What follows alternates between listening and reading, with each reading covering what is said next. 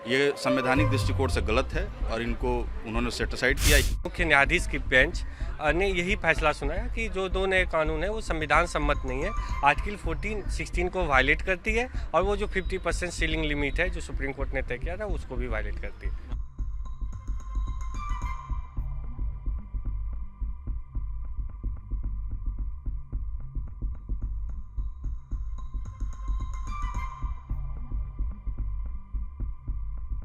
राज्य सरकार ने संवैधानिक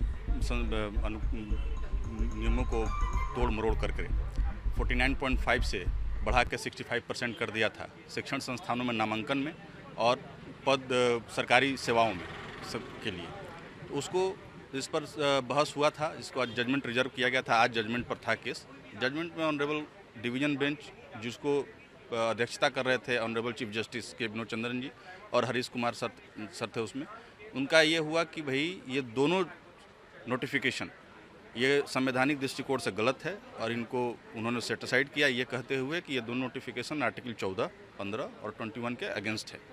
तो जो पहले का नियम है जो आरक्षण बिल वो लागू रहेगा?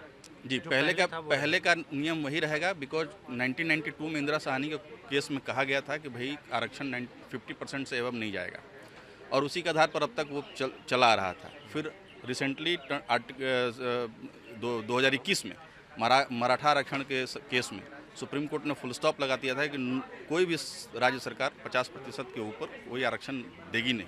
उसके बाद भी कास्ट बेस्ड सर्वे के आधार पर 65% कर दिया गया था बिहार सरकार के द्वारा, जिसको गलत पाते हुए कोर्ट ने इस चीज़ को सेटिसाइड कर दिया।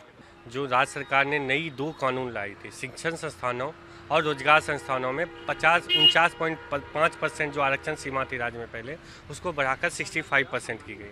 तो हमने इसको चैलेंज किया था पटना हाई कोर्ट में, ये कहते हुए कि ये संविधान सम्मत नहीं है, आर्टिकल 14-16 को वायलेट करती है। और जो सुप्रीम कोर्ट के संवैधानिक बेंच इंदिरा साहनी के केस में जो 9 जजेज की बेंच ने ये एक फैसला सुनाई थी कि 50% के सीमा निर्धारित जो आरक्षण का है वो कोई भी राज्य सरकार कभी भी वायलेट नहीं कर सकती है।